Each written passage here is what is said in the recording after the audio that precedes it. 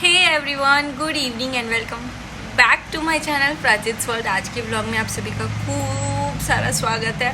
And guys, आप लोगों के लिए एक गुड न्यूज़ है। गुड न्यूज़ नहीं, मतलब कि एक सरप्राइज़ है जो कि आप लोगों को कल देखने के लिए मिलेगा। Because I am going somewhere. कहाँ जा रही हूँ मैं बहुत जल्दी अपने ससुराल जा रही हूँ। बहुत जल्दी नहीं, मैं कल ही जा रही हूँ अपने ससुराल। तो शायद जब मैं जाऊँगी वो वीडियो आप लोग को नेक्स्ट व्लॉग में देखने मिलेगा। बट फ़िलहाल मैं अपने ससुराल जा रही हूँ और जा किस लिए रही हूँ, क्योंकि कल गुरु पूर्णिमा है। सो पूजा है हमारे वहाँ पे, तो मुझे जाना है। पापा जी भी बोले कि आने के लिए, तो जाना पड़ेगा। एंड जाना भी था, काफ़ी टाइम हो भी गया था, मतलब कि 2 महीने हो गए मेरे को आए हुए। तो मुझे जाना है। अब कितने दिन के लिए जाना है, कब तक मैं रहने वाली हूँ, उसको देखने के लिए आप व्लॉग देखना। शायद अब मैं मोस्ट प्रोबेबली व्लॉग वैसे मैं डाल नहीं पा रही हूँ, अल्टरनेट डेज पे डाल रही हूँ। मुझे प्रैक्टिकली बोलूँ तो टाइम नहीं मिल रहा था, और इसी बीच में थोड़ा मेरा ऑप्शनल का पंगा चल रहा था। तो finally I am clear down and आगे स्टडी कंटिन्यू हो रहा है। अभी भी मेरा स्टडी यहाँ पे चल ही रहा है। ये मैंने जस्ट रिवीजन कर रही थी मैं, कि जो भी टॉपिक्स मुझे अच्छे से नहीं समझ में आया था उसका मैं रिवाइज़ कर रही थी। एंड बहुत सारे लोग मुझे बोल रहे थे विज़न IAS के बारे में। तो गाइस, मैं आप लोगों को बता देती हूँ, इसका प्रोसीजर, एडमिशन का प्रोसीजर बहुत ज़्यादा ही सिंपल है। मुझे यहाँ बैठे बैठे मेरे शोल्डर में पेन भी हो रहा है। तो अगर आप लोग मुझे कोई एक्सरसाइज या कोई चैनल बताना चाहते हैं जिसकी वजह से ये शोल्डर पेन वो हो जाए, बिकॉज ऑलरेडी मैंने एक बार थेरेपी लिया हुआ है। मैं ज़्यादा देर ऐसे बैठ नहीं सकती हूँ, बट क्योंकि आई थिंक मैं एक टाइम उठी हूँ यहाँ से, 2 बार उठी हूँ मैं, और वो भी दोनों बार खाने के लिए और लड्डू को खिलाने के लिए उठी थी। एक बार प्रिंस ने खिलाया है, तो 2 बार ही उठी हुई हूँ मैं। और मेरे को शोल्डर पेन इतना ख़तरनाक हो रहा है। आई थिंक मैं सुबह 7 बजे से बैठी हूँ अपने टेबल पे, और क्योंकि आज मेरा जो लेक्चर था बहुत सिंपल सा था। आर्ट एंड कल्चर बोल रही हूँ, मेडिवल का था। तो एंशिएंट हिस्ट्री मेरा स्टार्ट हुआ है, तो मैंने ऑलमोस्ट उसका CBSE वाला, जो CBSE फिर NCERT वाला जो होता है, वो मैंने टेक्स्ट बुक कंप्लीट किया हुआ था। तो मेरे लिए थोड़ा इजी था, स्टार्टिंग इंट्रोडक्शन था, तो मैंने उसकी स्पीड ज़्यादा करके मैंने देख लिया। मुझे वीडियो ऑलरेडी समझ आ गया, क्योंकि मैंने ऑलरेडी उसको एक बार पढ़ा हुआ है। एक बार नहीं, मैंने 2 बार पढ़ा हुआ है।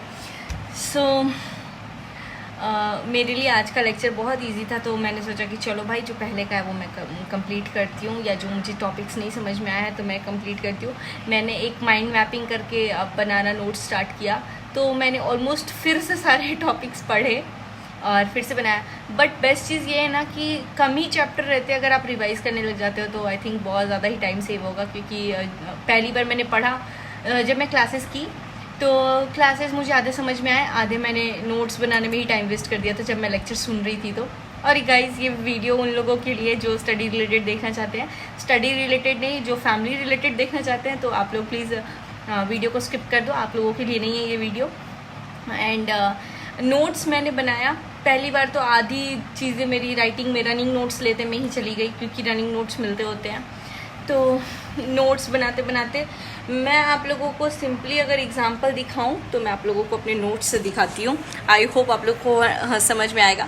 नोट्स दिखाने के पहले मैं आप लोगों को बता दूँ कि विज़न IAS में मैंने कैसे एडमिशन लिया, क्यों लिया। क्योंकि किसी के कमेंट्स हैं, मुझे वो भी मैं पेस्ट कर दूंगी अगर मुझे टाइम मिला। मेरे को एडिटिंग करने का मन नहीं करता, इसलिए मैं सिंपली जैसा अभी रिकॉर्ड हो रहा है वैसे पोस्ट करने वाली हूँ। एंड आज मेरी लिपस्टिक उतर गई, बिकॉज मैं सुबह से इधर ही रह गई हूँ। सो सुबह आज मैंने हेयर वॉश किया और मैं बस बैठ करके ऐसी रह गई हूँ। बट मुझे, अगर मेरी मम्मी ऐसे देखेंगी बिना ये लिपस्टिक के, या मेरे घर वाले कोई भी, तो वो लोग बोलते हैं ऐसे नहीं बैठा करो, लगा लिया करो।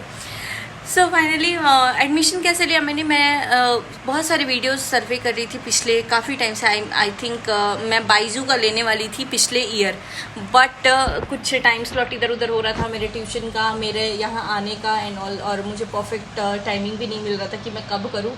तो बाइजू का कॉस्ट बहुत कम है compare to Vision IAS, and Unacademy का भी बहुत कम है। मैंने अनअकैडमी का बीच में एक बार सब्सक्रिप्शन लिया भी था, बट वो ऊपर आता है CSC के लिए, GS CSC के लिए मैंने ऑप्शनल के लिए एक बार सेलेक्ट कर लिया था गलती से, बट वो रिफ़ंड हो गया मेरा। फिर मैंने मेल किया, वो मुझे रिफ़ंड आ गया। और फिर उसके बाद से मैंने फिर मैंने ऐसे यूट्यूब पे बहुत सारा सर्च किया कि मुझे कौन सा साइट मतलब कौन सा बेस्ट होता है लेना एंड ऑल। मैंने देखा काफ़ी सारे इंस्टीट्यूट हैं, लेकिन जो नोट्स प्रेफर होते हैं वो विज़न आईएएस के ही होते हैं एंड विज़न आईएएस के नोट्स काफ़ी अच्छे होते हैं एंड बेस्ट चीज़ है इजी टू अंडरस्टैंड, लाइक इतना सिंपल लैंग्वेज है ना कि काफ़ी इजी है। मैं आप लोगों को भी नोट्स दिखाऊंगी। सो मैंने वहाँ से यूट्यूब वीडियोस वगैरह से, क्योंकि मैं जब भी वीडियोस देखती थी नीचे कुछ आ ही जाता था यूपीएससी से रिलेटेड, जैसा कि मैंने आप लोगों को बोला कि मुझे ऐसे दिखता है, मोटिवेशनल दिख जाता था कि यूपीएससी कैसे करे या नहीं करे। और ये मैं ट्राई कर रही हूँ गाइस, आज नहीं तो कल मंजिल मिलेगी मुझे। और यूट्यूब मेरी प्रायोरिटी नहीं है, आप लोगों को पहले भी पता होगा, मैं ऑलरेडी 1 महीने के लिए यूट्यूब छोड़ चुकी थी और मेरी अभी भी प्रायोरिटी नहीं है। इट्स जस्ट कि मैं कभी कभी ऐसे मैसेजेस देखती हूँ कि मुझे मतलब कैसे उन लोगों को मैं हेल्प करूँ, इसलिए मैं कर रही हूँ। अदरवाइज़ आप मेरी वीडियो ना देखें, मैं आप लोगों से बोल रही हूँ भाई, कोई नहीं बोलेगा आप मत देखो, जिसके लिए हेल्पफुल है वही देखो, नहीं है मत देखो आप। मुझे नहीं चाहिए व्यूज़ और फालतू चीज़ें, कमेंट वगैरह मुझे नहीं चाहिए। तो 5 लोग देख रहे हैं, अगर 5 को हेल्पफुल है तो आप देखो, नहीं है तो आप लोग मत देखो। ऑब्वियसली ऑटोमेटिक सी चीज़ है कि कोई देखेगा ही नहीं, तो मैं ऑब्वियसली मैं क्यों अपना टाइम वेस्ट करूँगी, नहीं करूँगी ना। सो अभी मैंने यूट्यूब से देखा था, फिर मैंने विज़न के पेज पे गई मैं और मैंने एप्लीकेशन के लिए अप्लाई किया। बट फिर मेरा काउंसलिंग हुआ, काउंसलिंग में कुछ क्वेश्चंस पूछते हैं वो लोग बेसिक सा। फिर उसके बाद से आपने कब ग्रेजुएशन किया, क्या किया क्या नहीं किया, एंड आपको कुछ डॉक्यूमेंट्स प्रोवाइड करने पड़ते हैं। तो मैंने अपने डॉक्यूमेंट्स प्रोवाइड किया, आईडी प्रूफ प्रोवाइड किया, फ़ोटोज़ प्रोवाइड किया, मेरा रजिस्ट्रेशन हो गया। Then I came to know fee installment में होता है कि नहीं, इंस्टॉलमेंट में नहीं था वहाँ पे ऐसा कुछ।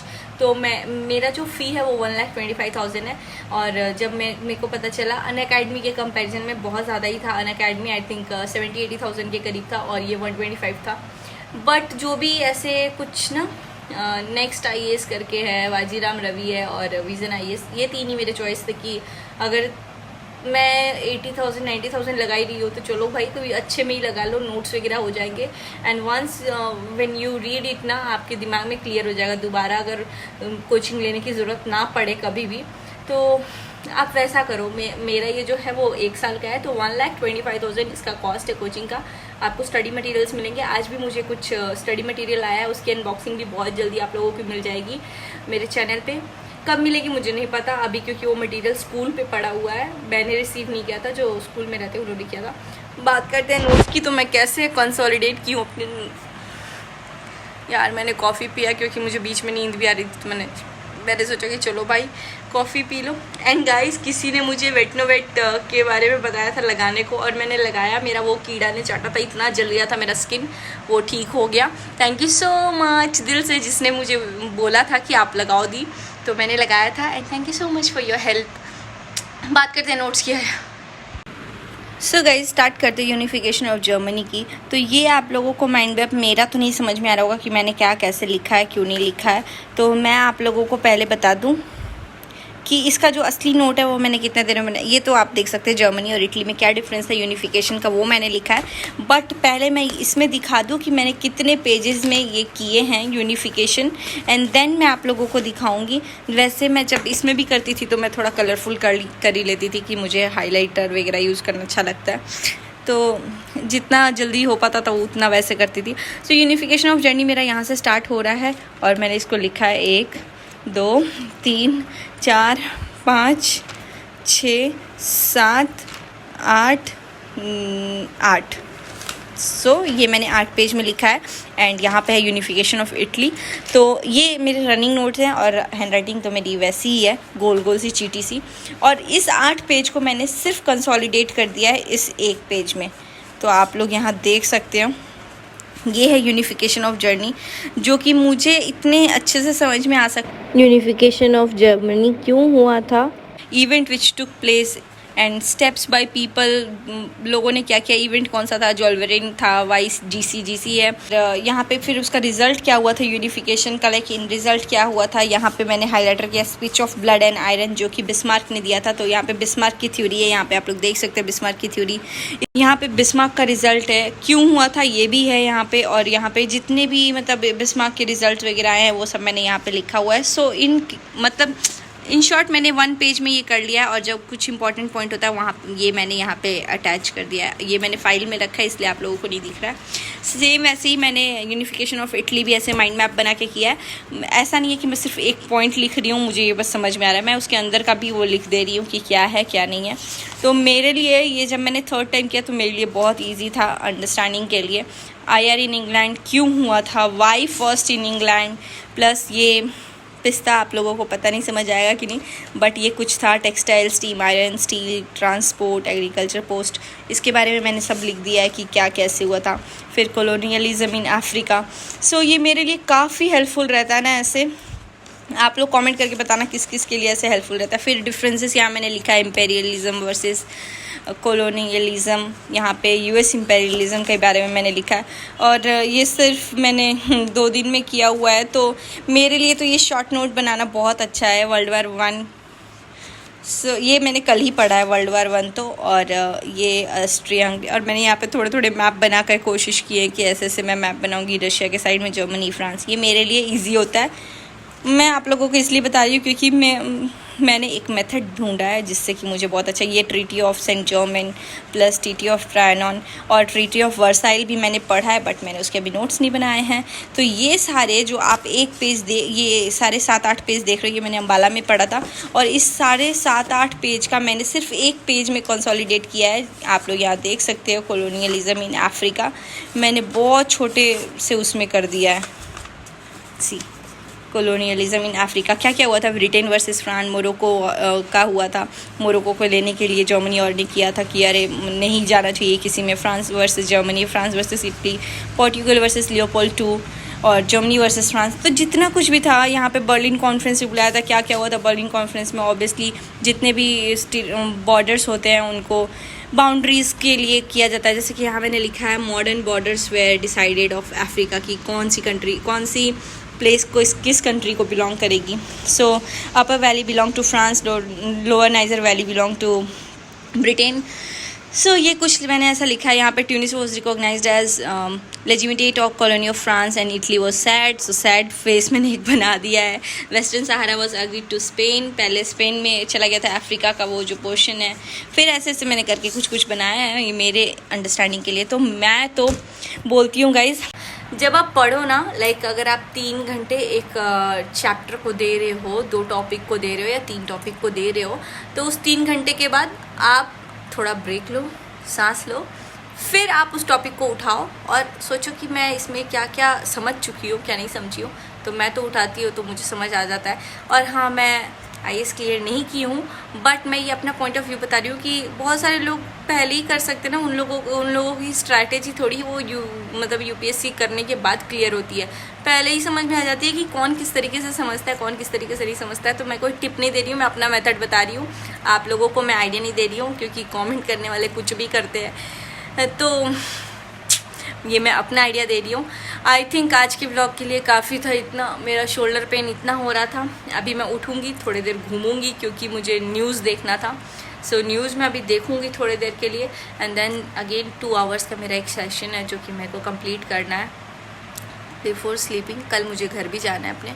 तो आप लोग कल मिलते हैं फिर कल के ब्लॉग में, कल या परसों के ब्लॉग में। कब मिलेंगे पता नहीं, क्योंकि वहाँ जाके मैं वीडियो उतना नहीं बनाती हूँ, तो जितना भी बनेगा मैं आप लोगों को पोस्ट करूँगी, अपडेट करूँगी। कल तो बनेगा ही ऑब्वियसली जाते वक्त का।